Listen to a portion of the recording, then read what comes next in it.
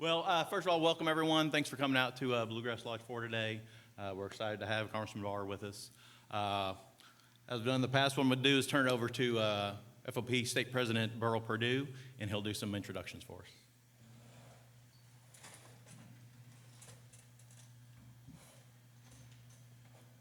Thank you all for coming out today. It means very, very much to us to have Congressman Barr here.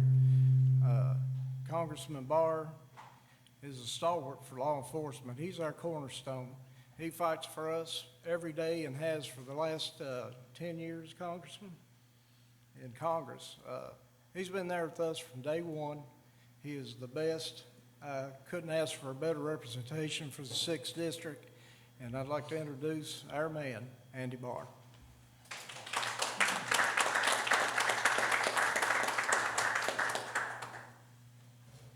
Sheriff Perdue, thank you very much. Thanks for your leadership in Clark County as our sheriff over there, and also for your work in promoting HIDA, the High Intensity Drug Trafficking Area Program, and your leadership with the State Fraternal Order of Police.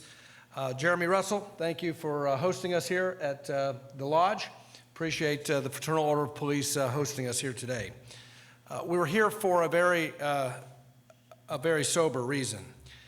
108,000, that's the number, 108,000 families, including roughly 2,500 Kentucky families in 2021, received the call that their loved one was taken from them because of a drug overdose. And of those 108,000, 71,000 were related to fentanyl. Today we're here to talk about an epidemic that is sweeping through our country, creating holes for families that can never be filled, and what we can do in Congress to fix this crisis and save lives. I'm joined today by the best to unpack this crisis and talk about real solutions. In a few minutes, I'm going to introduce Brandon Judd, who I've had the pleasure of receiving briefings from on Capitol Hill with my colleagues in the Congress. He is the president of the National Border Patrol Council and who has over 2 decades of experience serving in law enforcement and can discuss the surge of fentanyl at the southern border and the challenge that our Border Patrol is facing in stopping the flow of these deadly drugs.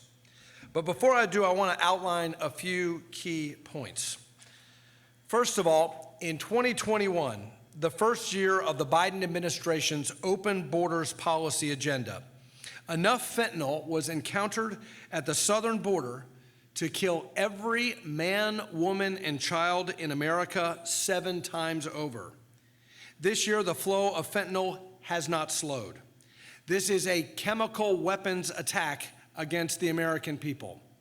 The Chinese Communist Party is manufacturing a lot of this synthetic opioid and working in concert with cartels in Mexico to push this deadly poison on the American people across our porous southern border.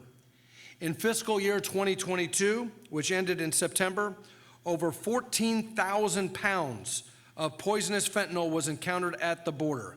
That is a fiscal year record. In Kentucky, overdoses increased by 15% last year, and again, over 70% of those overdoses involved the deadly synthetic fentanyl drug. The flood of fentanyl coming through the border makes every community in Kentucky a border community. We don't have to live like this. The Biden administration could take simple, common sense steps to secure our border. First, we must continue building physical barriers along the southern border. And I know the president of the Border Patrol Council, Mr. Judd, is going to talk about why that is needed. But it's important to note that because of the Biden administration's reckless decision to reverse construction of border infrastructure, according to the Center for Immigration Studies, the federal government is paying $3 million per day to not construct the wall. According to U.S. Customs and Border Patrol, terminating border wall contracts has cost American taxpayers billions. And even though the majority in Congress refuses to exercise oversight over the Department of Homeland Security, The Senate Republicans produced a report, a study of what it has actually cost the American taxpayers to have halted border wall construction, to have canceled these contracts for the steel bollards that go into the infrastructure. And the estimate is that taxpayers have lost $1.8 billion to a high level of almost $2.1 billion. President Biden canceled these border wall construction contracts, even those already approved and even those which had appropriations and funding by Congress upon taking office. Second, we must reinstate the Remain in Mexico policy and renegotiate asylum agreements with Central American countries.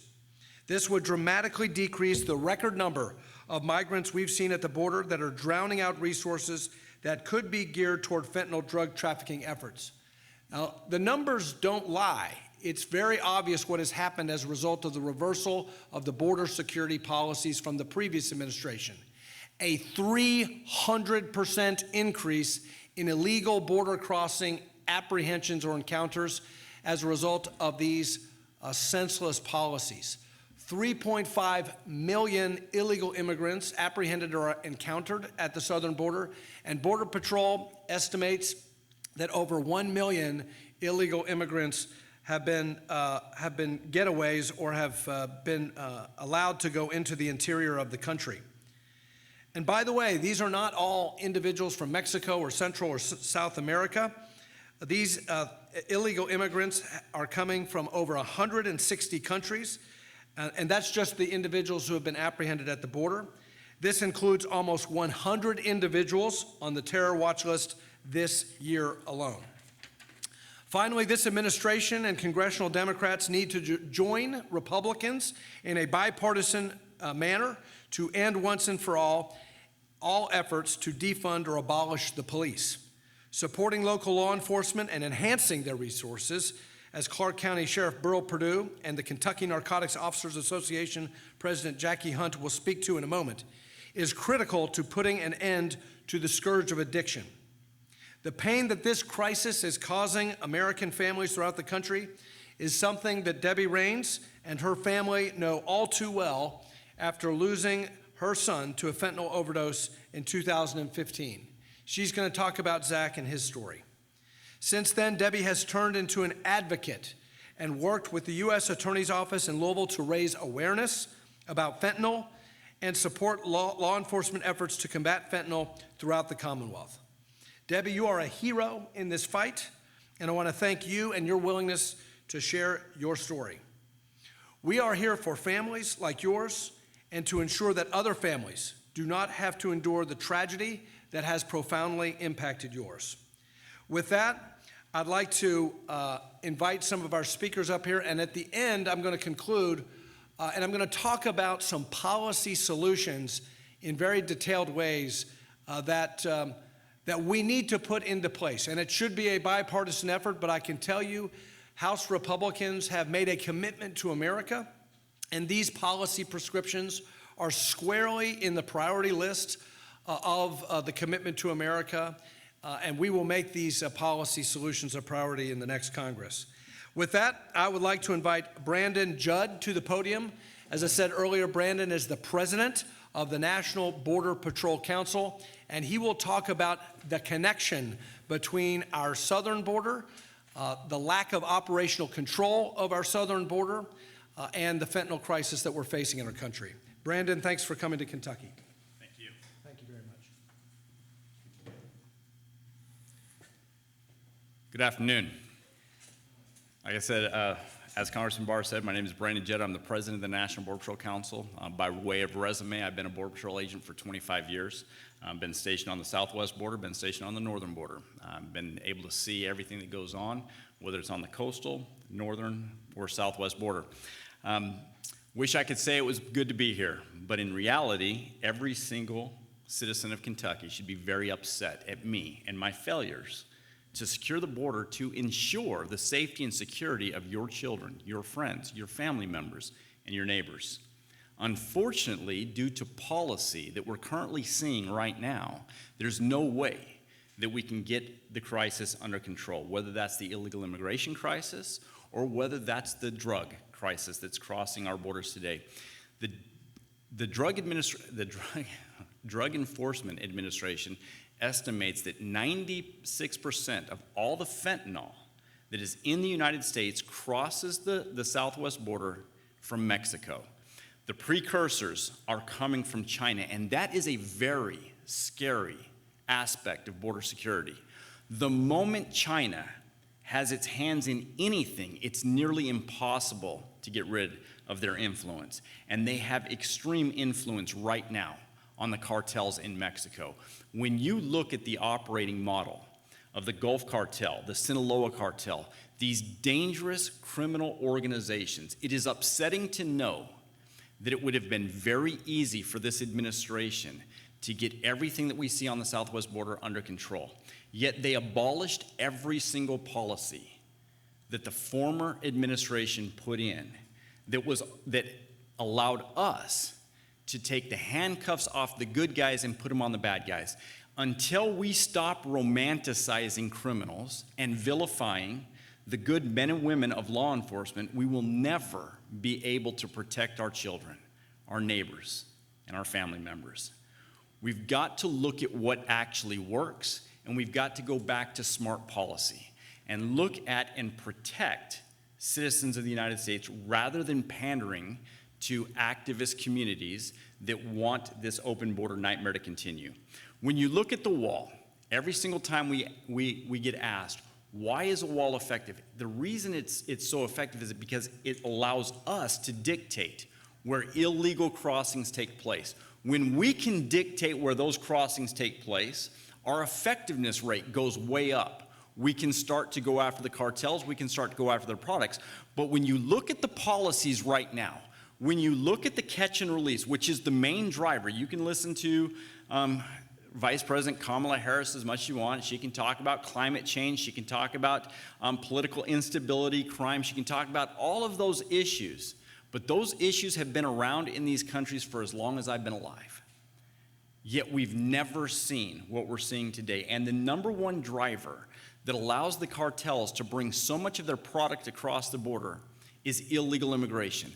When the cartels tie our hands up with illegal immigrants, it creates gaps in our coverage, and those artificial gaps in our coverage is what allows them to bring their higher value products, whether that's fentanyl, whether that's criminal aliens, whether that's aliens from special interest countries. That's how they're able to get their products into the United States. And there are solutions. Unfortunately, the Biden administration refuses to implement any of those solutions. Even if you listen to them and they say that it's inhumane to have people wait in Mexico pending their asylum or deportation proceeding, which is kind of doesn't make any sense because the State Department has certified Mexico as a safe third country. But even if you operate within his parameters, there are solutions, but he fails to look at any one of them. Recently, last week, President of Guatemala, Alejandro Giammattei, he said that he offered the Biden administration the opportunity to ensure that these people don't even make it to our borders, that he would deport them as long as we gave them the resources, and we didn't do it. We failed to do that. The Biden administration could surge immigration judges, hire immigration judges on a short-term basis, surge them to the border, hold people in our custody. And when you do that, people stop coming. And when they stop coming, that's when we're able to go after the criminal aspect. That's when we're able to go after the cartels, and that's when we can protect every citizen here in the United States from this dangerous epidemic that continues to flood every single one of our communities. It's sad that I have to tell every Kentuckian I failed. It's sad that I have to realize that this administration does not want to protect you when there are simple solutions.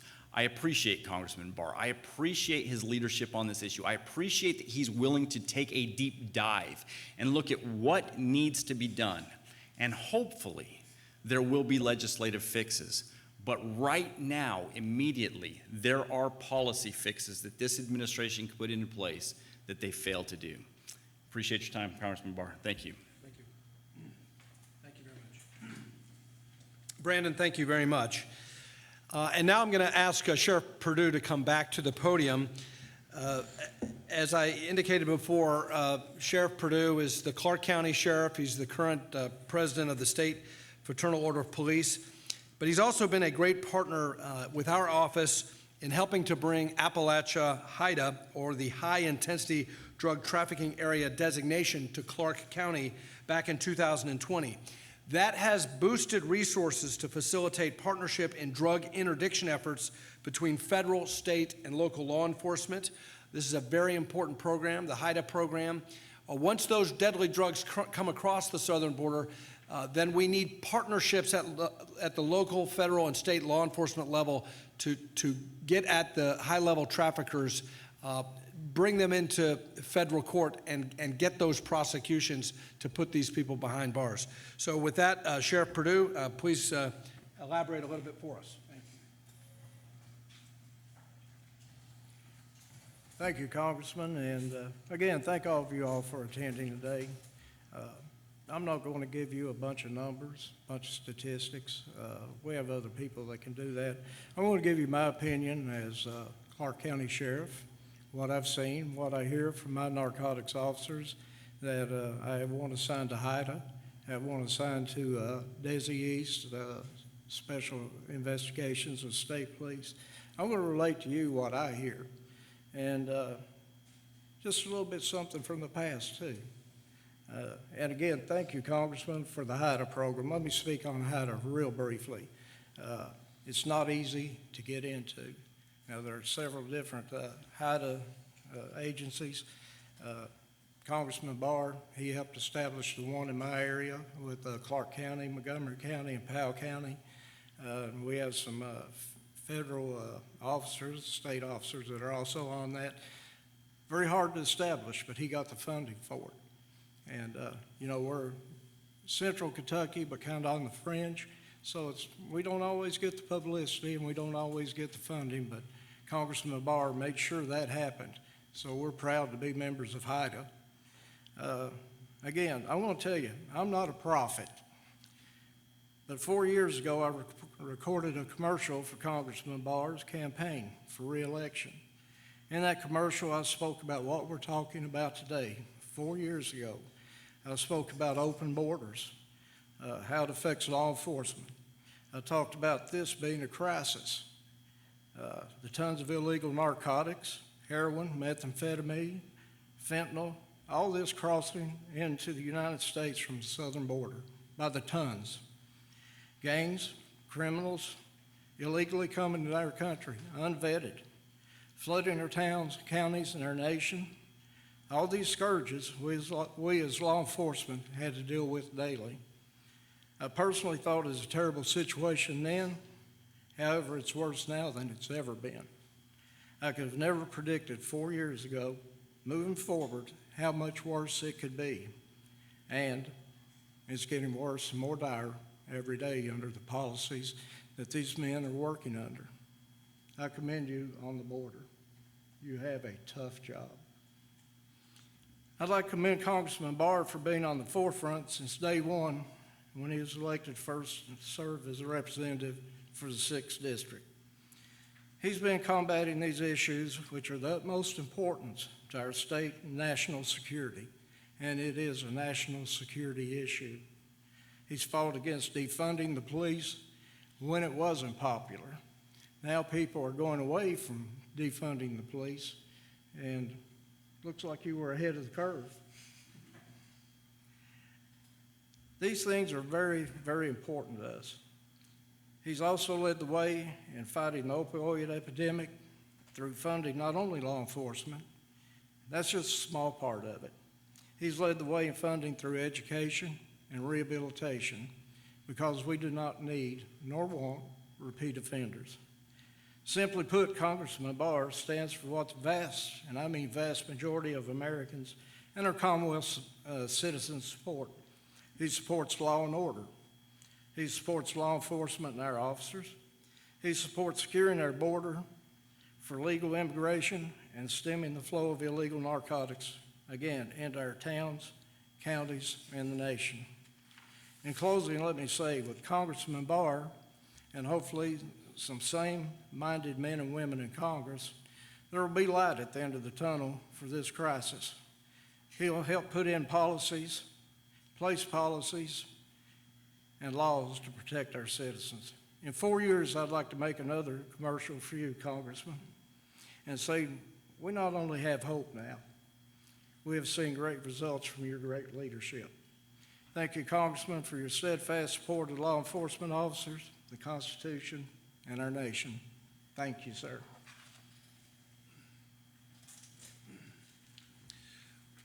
Thank you, Sheriff, for those kind words. And we want to give you help, and we want to give these families help, and that's why we're for providing more resources at the border and for you all with HIDA.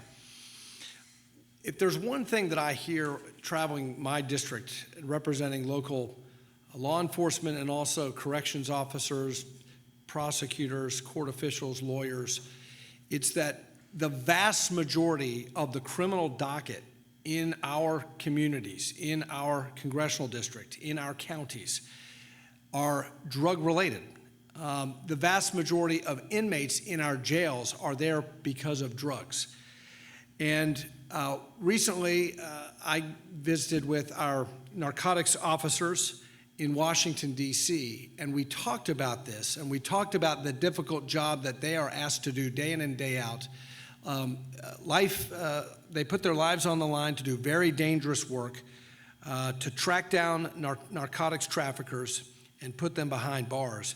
These narcotics officers are on the front lines of the fight to stop fentanyl from entering our communities here in Kentucky.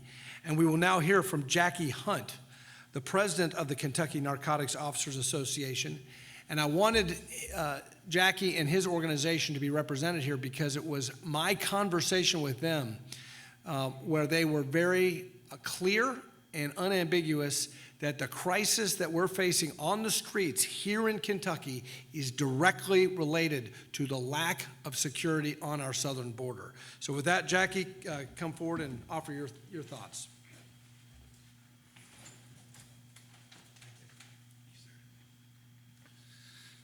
Good afternoon. My name is Jackie Hunt. As he said, or Congressman Barr said, I want to speak a minute on Congressman Barr.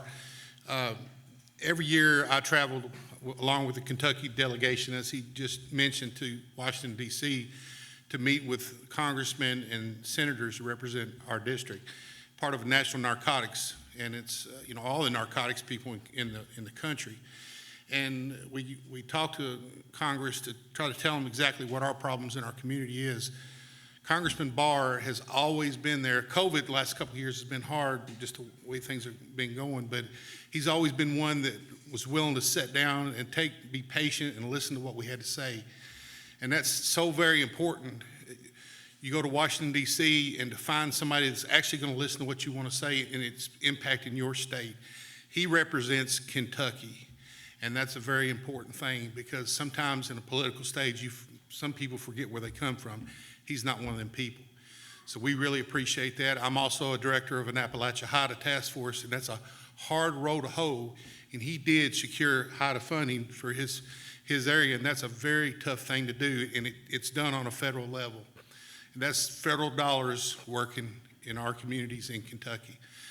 Prior to being a director of a Appalachia HIDA task force, I was a Kentucky State Police trooper, and I worked all over the state. And I saw the impact of drugs throughout the state of Kentucky. And I've been an officer for over 30 years and narcotics for about 20.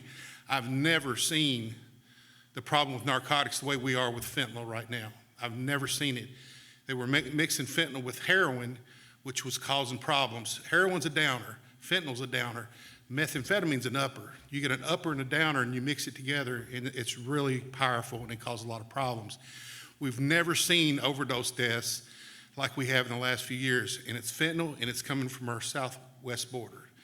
Pure and simple. Everything's connected to a drug cartel. Everything's organized. The mules come straight up through certain routes in certain states. We see it.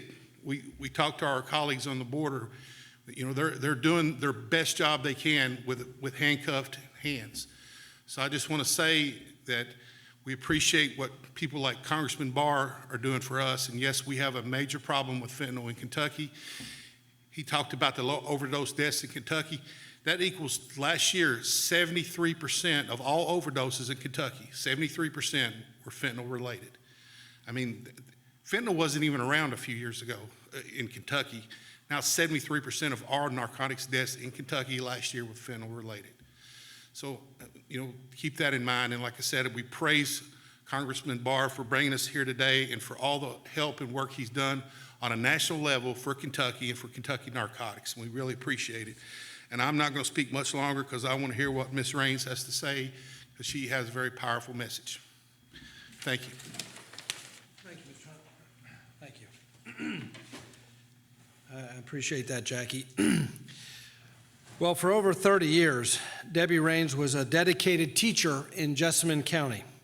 Over the past 7 years, she's committed herself to another cause, a cause she never could have imagined that would have affected her life so deeply. Debbie recounted to me that when she was first told her son overdosed from fentanyl in 2015, her first thought was, what is fentanyl? Since then, fentanyl has become more widespread in our community.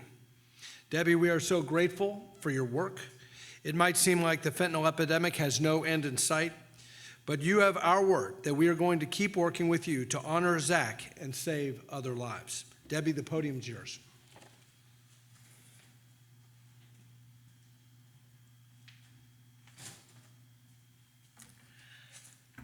When living in Jessamine County, it's a beautiful country.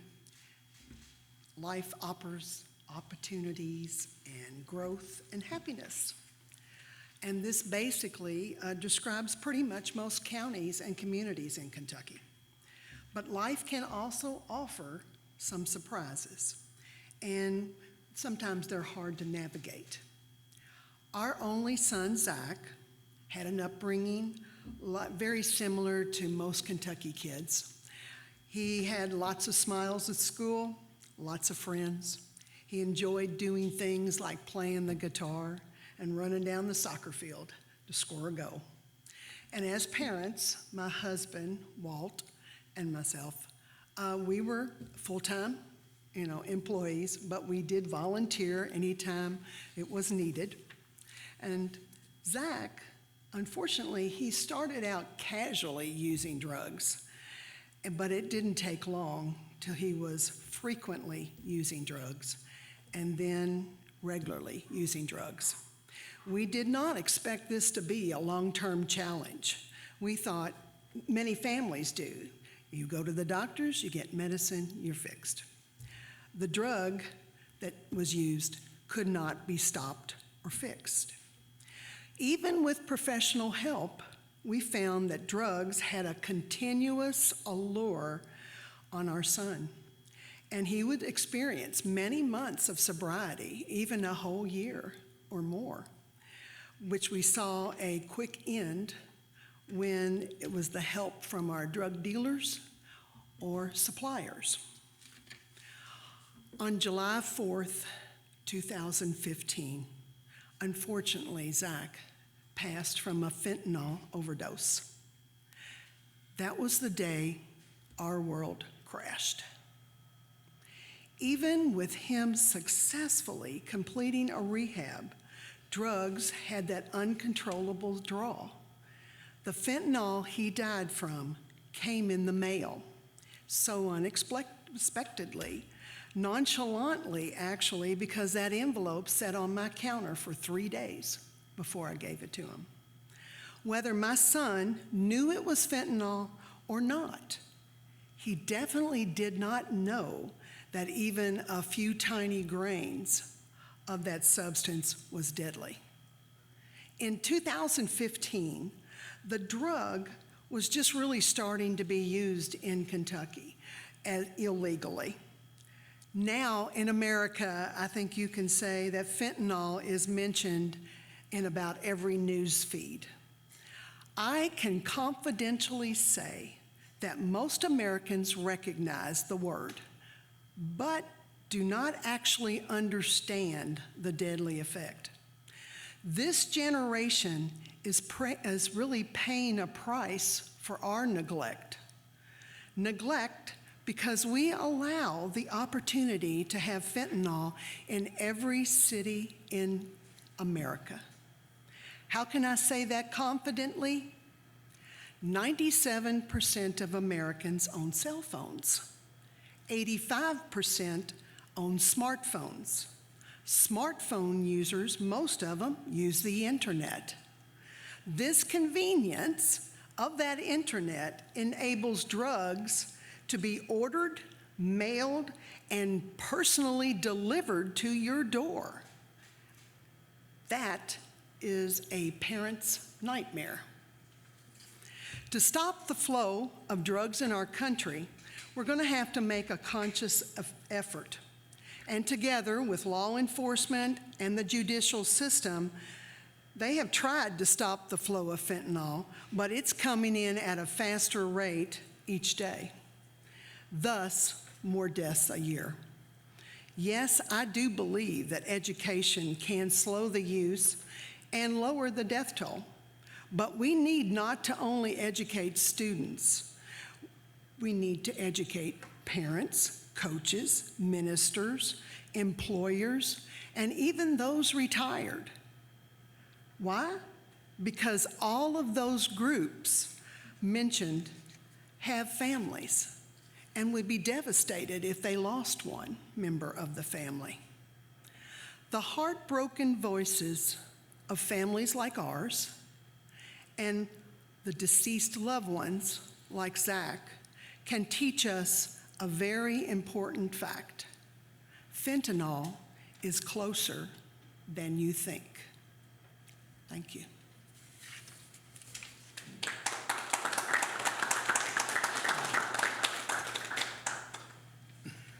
Debbie, thank you again for your courage to share this story, share the story of Zach and the imperative that we have to deal with this. And just to put things in perspective for anyone who's watching this, and it's important to understand the potency of the synthetic opioid we're talking about, fentanyl. According to the House Homeland Security Committee, fentanyl that would fit into a packet of a sugar packet that you would find at a diner, that amount of fentanyl that would fit into a small little packet, a sugar packet, is enough fentanyl to kill 500 people. So a very tiny dosage of fentanyl is extremely deadly. And that's why this is such a terrible scourge on our society, and we've got to do everything we can to keep it out. Now look, there is a supply side to this and a demand side to this.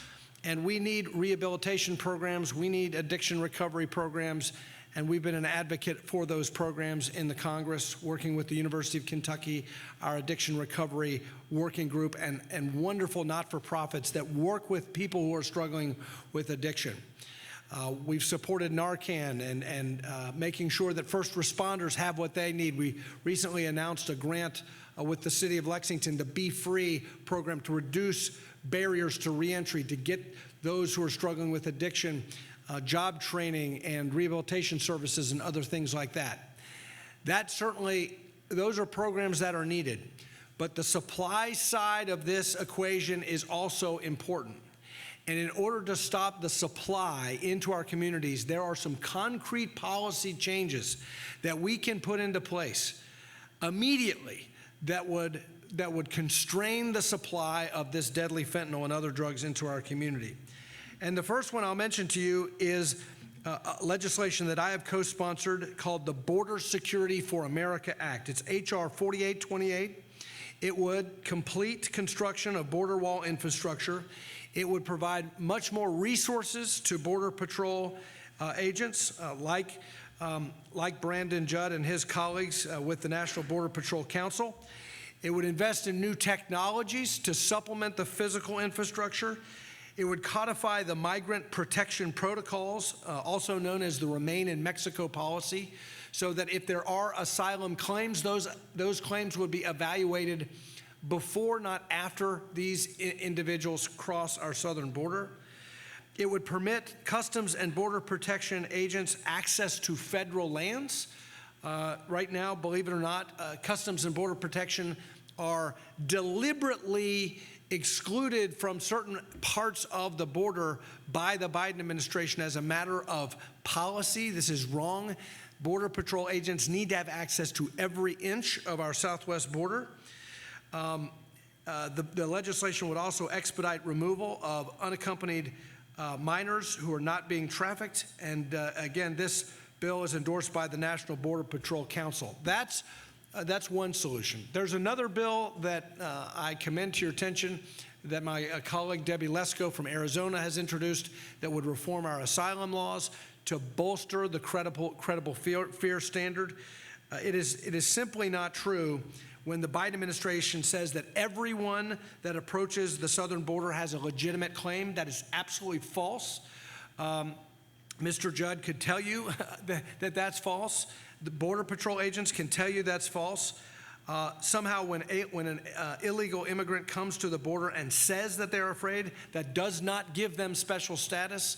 We need to reform our credible fear standard to make sure that our asylum laws actually make sense and that those individuals who truly have a credible fear claim are given that asylum status, and others who are just lying to get across our southern border are not given any special status.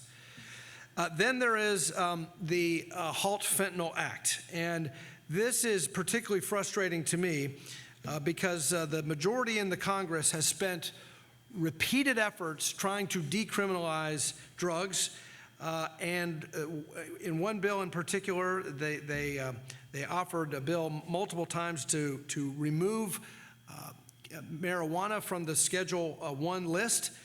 And so we offered, in the minority, a motion to recommit and offered an amendment to that legislation. And that amendment was H.R. 6184. I am a co-sponsor of this bill as well, the Halt Fentanyl Act. If one would think that if it is wise policy to deschedule marijuana or reduce the scheduling of marijuana, that it would be a wise policy to add fentanyl as a Schedule 1 narcotic. And yet 3 times in this Congress, the Democrat majority, not a single Democrat in Congress voted for that. This bill would permanently place fentanyl-related substances into Schedule 1 of the Controlled Substances Act.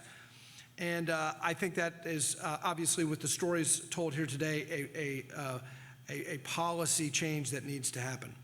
And then finally, once these narcotics come across the country, come across the border, and once they're in our country, it's imperative that we give law enforcement in the interior of the country the resources and the tools that they need to get the high-level traffickers off of our streets. And that's why I continue to be a champion for more appropriations, more resources for Appalachia HIDA and all the other HIDA organizations around the country to designate more areas as high-intensity drug trafficking areas, and then get federal law enforcement into these communities to assist local law enforcement to go up the chain of the drug dealers and find the truly bad actors in the chain of trafficking that can lead us back to the cartels. So those are just a few concrete steps we can take that I will continue to be championing. And I can tell you that this policy agenda is a major part of the commitment to America. And God willing, we'll be able to enact some of these policies and make some progress in this fight so that we don't have a tragedy like Zach's family suffered as well. So with that, I want to thank once again the Fraternal Order of Police for hosting us. I want to thank all of our speakers. I appreciate all of the very, very important testimony that you've provided here today. Debbie, our thoughts and prayers continue to be with your family.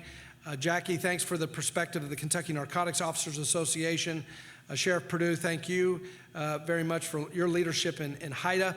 And then Brandon, as the president of the National Border Patrol Council, I cannot thank you enough for being willing to travel the country as you are doing right now, sharing the word that needs to get out for all of your brethren who are fighting and struggling on the southern border, taking great risks to try to keep our country safe and keep these poisons out of our country.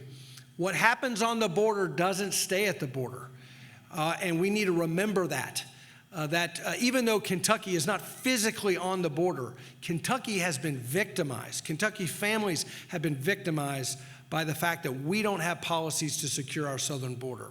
So with that, we'd be happy to answer any questions that any of the reporters here might have.